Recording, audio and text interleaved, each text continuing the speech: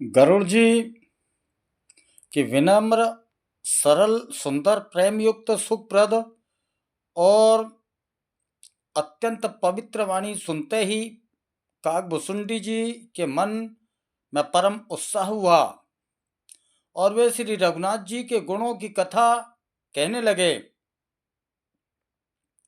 हे भवानी, पहले तो उन्होंने बड़े ही प्रेम से रामचरितमानस सरोवर का रूपक समझाकर कहा। फिर नारद जी का अपार मोह और फिर रावण का अवतार कहा। फिर प्रभु के अवतार की कथा वर्णन की। उसके पश्चात मन लगाकर श्री रामचंद्र जी की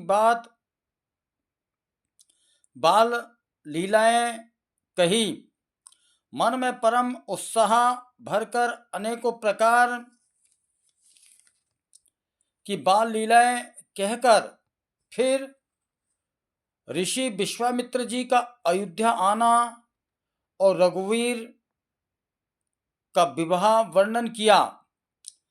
फिर श्री रामचंद्र जी के राज्याभिषेक का प्रसंग, फिर राजा दशरथ जी के वचन से राजरस में भंग पड़ना, फिर नगरवासियों के का विरह विषाद और श्री रघुनाथ जी राम लक्ष्मण का संवाद कहा।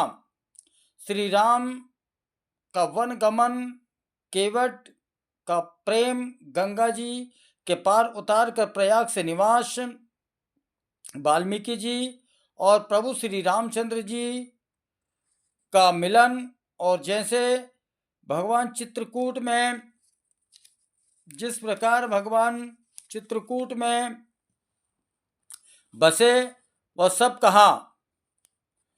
फिर मंत्री सुमंत जी का नगर में लौटना, राजा दशरथ जी का मरण, भरत जी का अयोध्या में आना और उनसे प्रेम का बहुत वर्णन किया।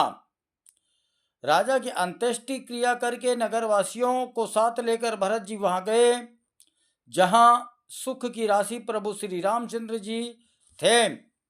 फिर रघुनाथ जी ने उनको बहुत प्रकार से समझाया जिससे वे खड़ाऊ लेकर अयोध्यापुरी लौटे और लौटकर आए। यह सब कथा कही। फिर श्री रामचंद्र जी की कथा सुनाई।